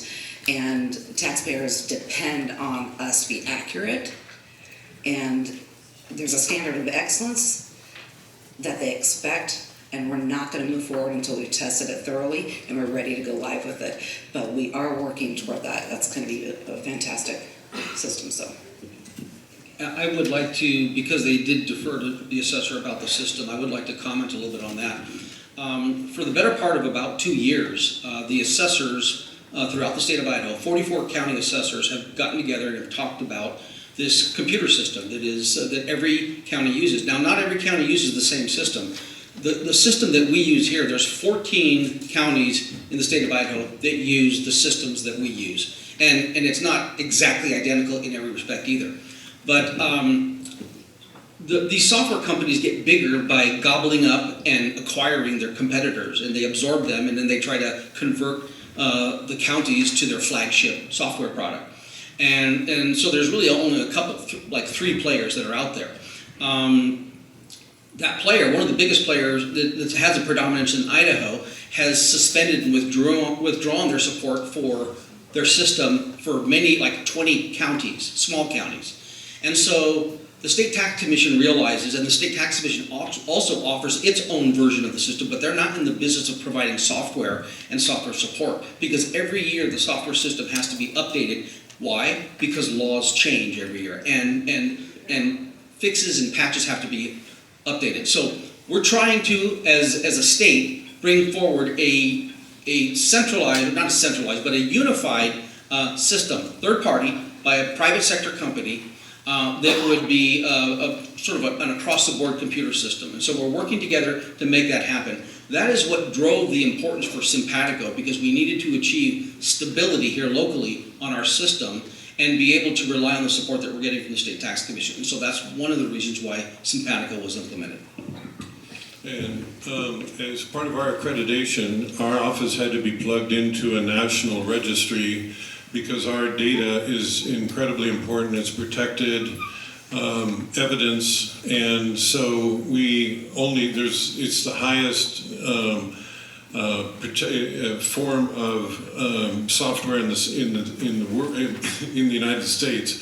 We're plugged into that, and so in essence, we can't go any higher than where we're at right now, and we just have to be plugged into that system. So we're not dependent upon any of these marketing values or anything, because ours is static and stable. Okay, I want to ask each of you this, because I think it's something that I find frustrating in my interactions with the community here and across the state. Is, some people have issues with property taxes, so they'll talk to their legislature, and the legislature will say that's up to the cities and the counties, and then the people talk to the counties and the cities, and they say, well, our hands are tied because it's the legislature. And so it's very frustrating for all of us when we hear those those answers. That being said, how closely do you have relationships with our sitting legislators, especially the 12 that overlap Kootenai County, and then also how closely do you have these taking the concerns of the public to the legislators, but also to the cities, to the city councils, so that you can all kind of like get on the same page and say, how can we tackle this? Because you have ideas, but maybe they've never gotten to the legislature or vice versa. So what is the relationship? And maybe we can start down here if you have any in that respect. If I understand your question correctly, in other words, what relationship do I have with legislators for issues that apply to my office? I go directly to the legislators themselves and recommend, for example, legislation that would help protect citizens at a greater level. And for example, I'm very concerned about kratom, and we were very concerned, of course, about fentanyl. But kratom is over the counter. It's something we're associated with a lot of the deaths that we're seeing. It's an opiate based effect that you can just buy at a gas station. But we're seeing damaging, and I'm recommending that to the legislators that we implement legislation to restrict that, and it's being restricted already in about 16 states. And so when issues like that come up for our office, I'll just go directly to the legislators.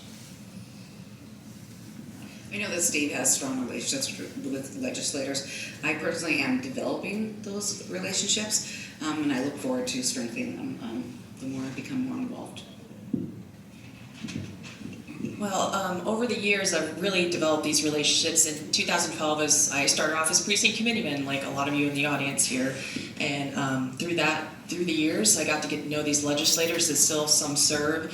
And so when we go down to our conferences, if there's a bill that we have Idaho Association of Counties, we're looking even potentially at the local option sales tax or the resort tax.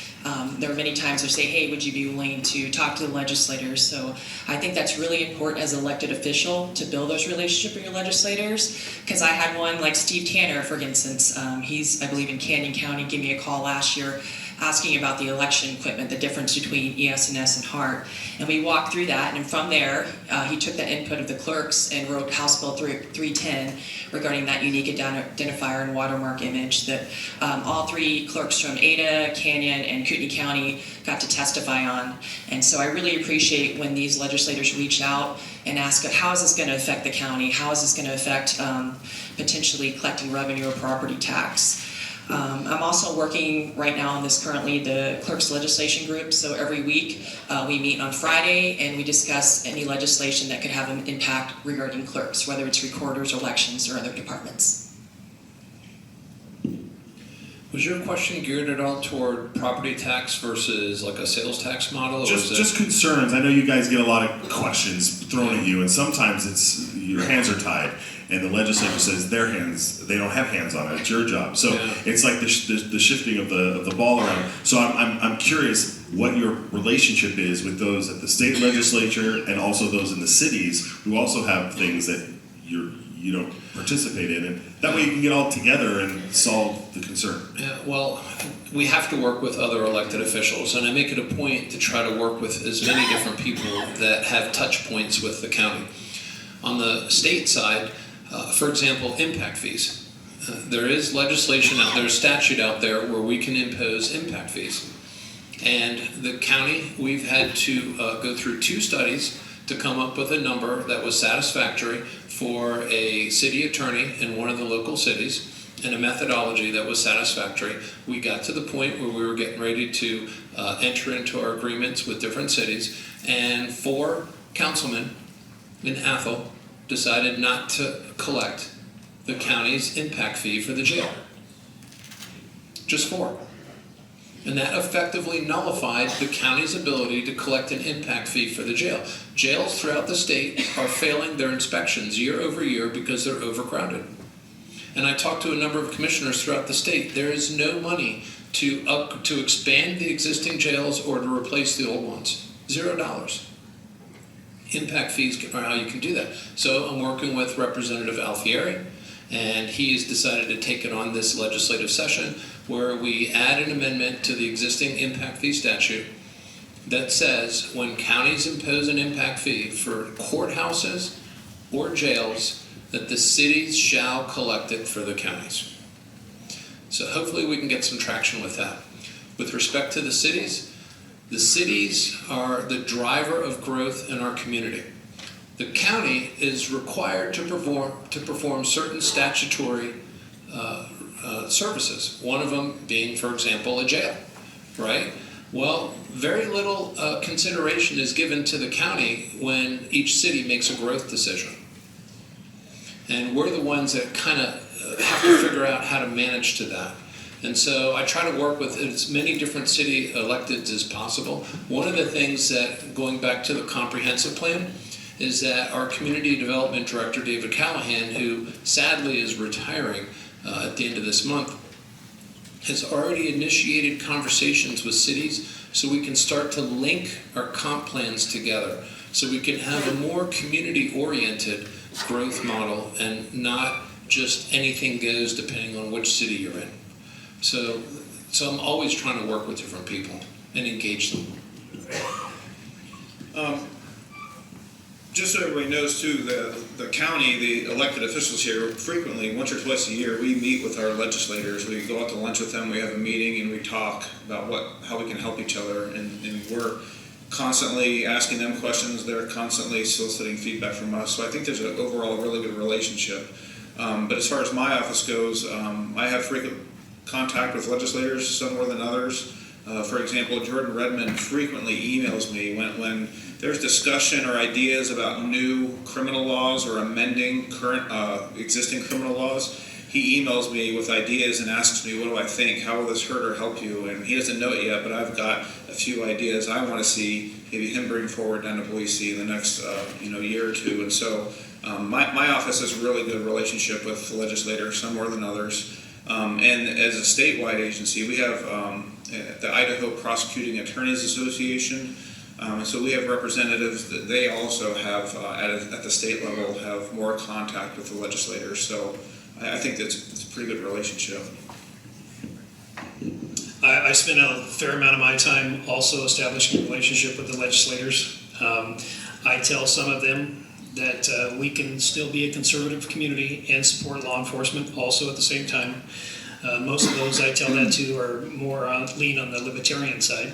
But we've seen what happens in communities where the far left and the far right occur, because defunding of law enforcement, it doesn't matter how it gets defunded.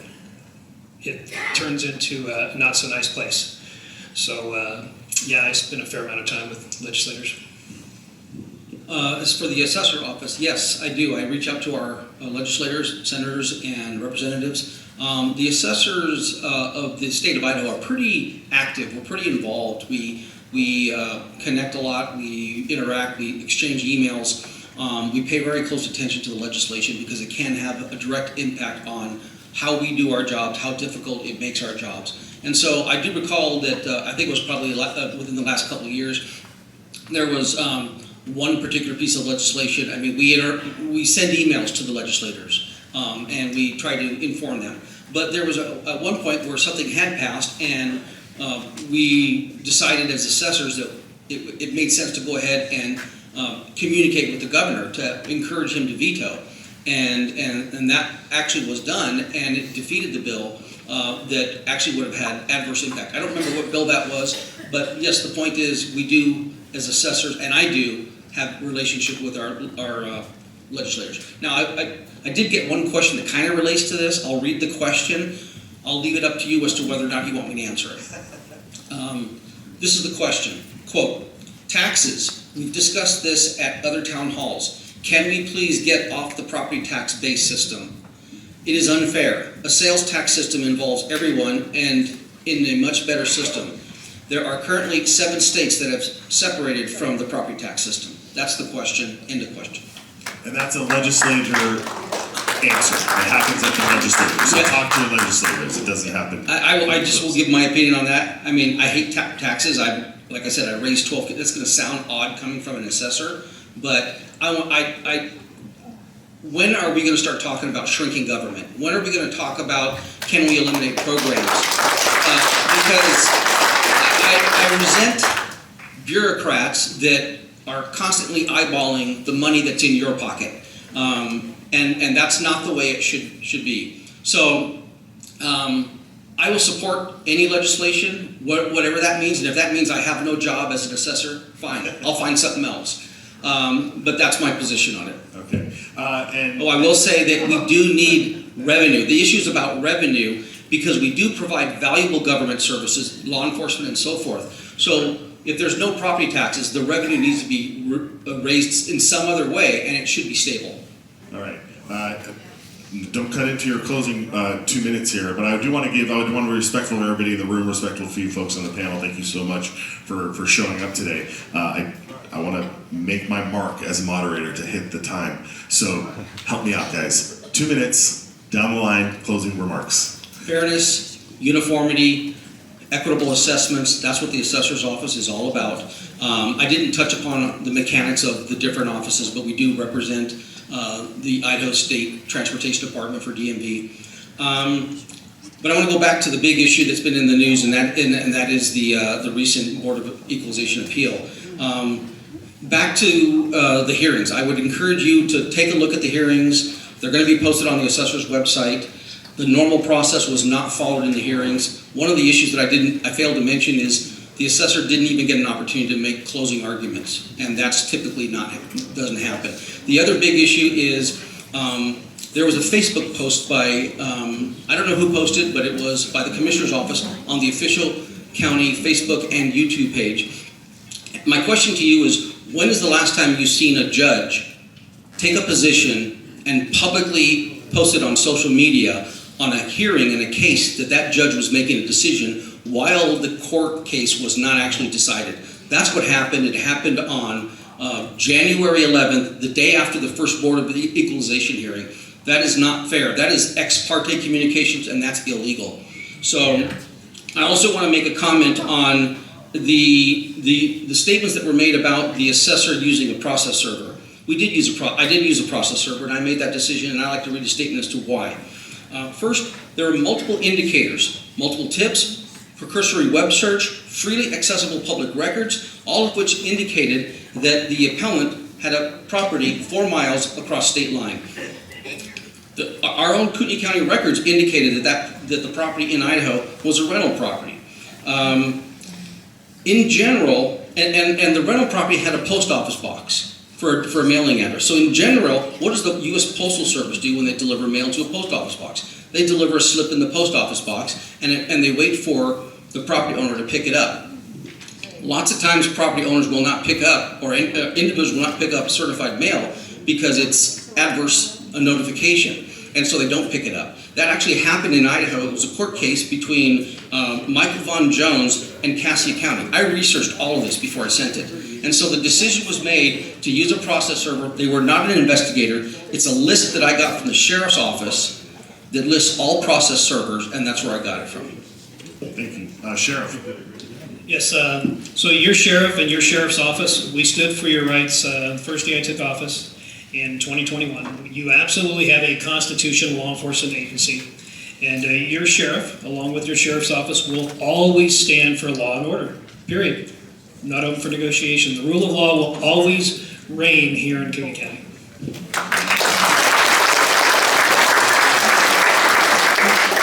I just want to, again, thank you for listening and for allowing me to be here. Thank you for electing me. It's my privilege to serve this community in my capacity.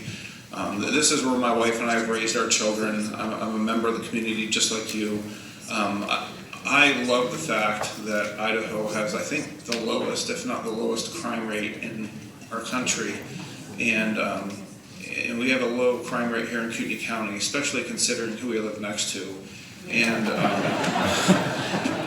they've got a lot of people that have moved here over the years from places we won't maybe mention by name, but for the most part, people are moving here for good reasons because we have a good way of life here. And part of the reason why I serve in the capacity I do is so that we can keep it that way.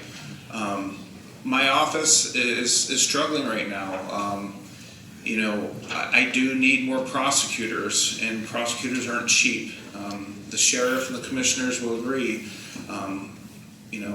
Fighting crime is an expensive business to be in, but it's necessary. So I just want the public to know that if and when I ask for more money for different reasons, whether it's to add a prosecutor or to pay the prosecutors a little bit more, I'm doing it reluctantly, but only because I think it's necessary, and it's to preserve the quality of life here. So I appreciate everybody being here, and thank you.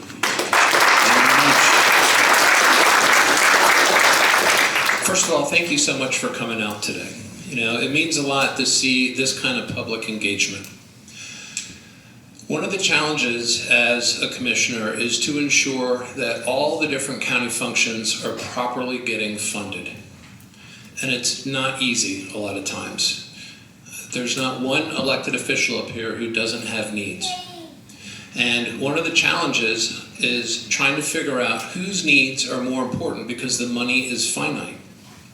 And that has been one of the driving factors behind what I've been trying to do in the county, which is to start quantifying your problems. Don't give me emotional arguments of the need, show me. Because when you can show me, I can show you. And when you get to see exactly what I get to see, then you understand the decisions a lot better. The other thing is that the biggest driver, like I said, in your taxes is population growth. And no one here wants this county to grow faster. We recognize the fact that growth is a part of life here, but changing that trajectory is important. And so I encourage you to pay very close attention, because it's not just the county, it's the cities too. They're actually the ones that drive the largest amount of growth. Get their comprehensive plans in line too. That's how you can keep your taxes lower. You cannot say, I want low taxes and super liberal property rights, because the property rights lead to more density. There's no such thing as a conservative city or a conservative high-density county. Los Angeles once was a conservative county. It's not anymore. It's got 8 million people.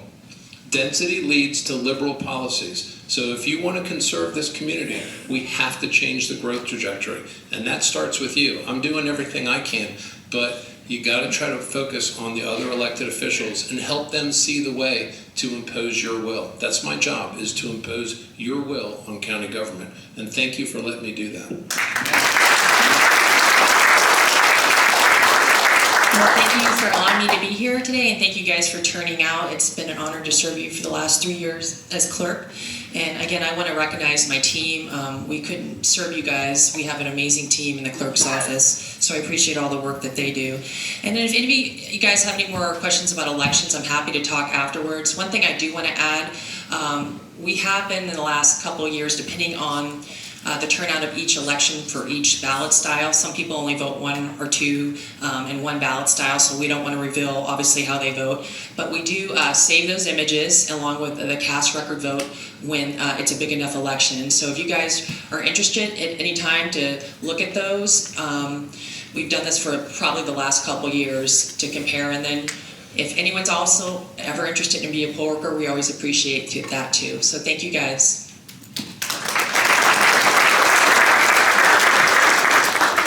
I've had a great time today.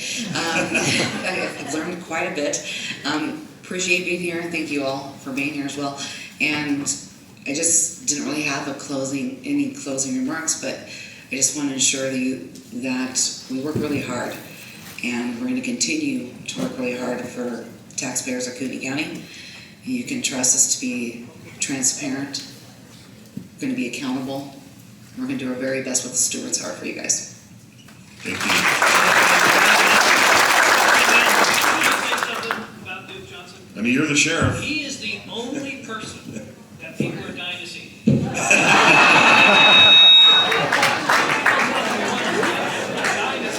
He's also the only one that can arrest you, so arrest this guy.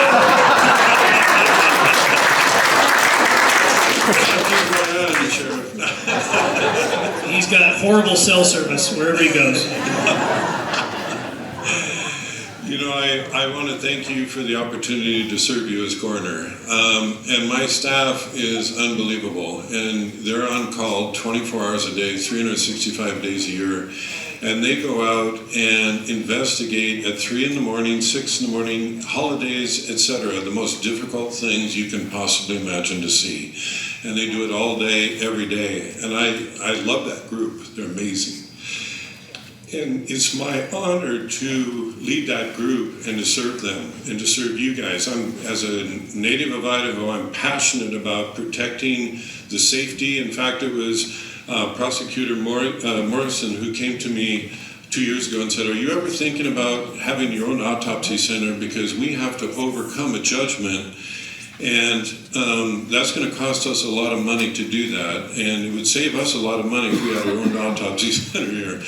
And what we've been able to do, and not only with our accreditation, we're operating at the highest level nationally, but we were able budgetarily to obtain a machine called a Randox machine that does tox screen analysis. And I'm sure many of you have heard that, wow, we don't know why this person died because it takes 4 to 6 weeks to get the results back. Some famous people, I'm sure you've seen that. Well, what this machine does is it turns out the results of a tox screen in 30 minutes. And so there's something that's, I went for that machine because I knew that it would be powerful, and because there's something called the Len Bias case. If you remember Len Bias, famous basketball player who died of a cocaine overdose the night he signed with the Boston Celtics. And the government wanted to do something to handle that loss, and they came with the idea that there can be really strong penalties, federal prison penalties of 20 years if somebody dies of fentanyl, and they can go right after the pushers. And so what we're able to do, normally before that, someone would be able to have an overdose, we'd have to wait 4 to 6 weeks. Well, what we've done with this machine, we've said the odds are exceedingly high that this was a fentanyl overdose, and the odds are extremely high you can go after them right now. And so we've had several Len Bias cases that we've been able to prosecute, and they go rapidly after it. And one of the rewards of that recently, one of the drug enforcement detectives locally who work said the rumor on the streets is that the drug pushers in Washington say, no, if you want to get drugs, you have to come to Washington, we're not coming to Idaho. And that's why we did it. All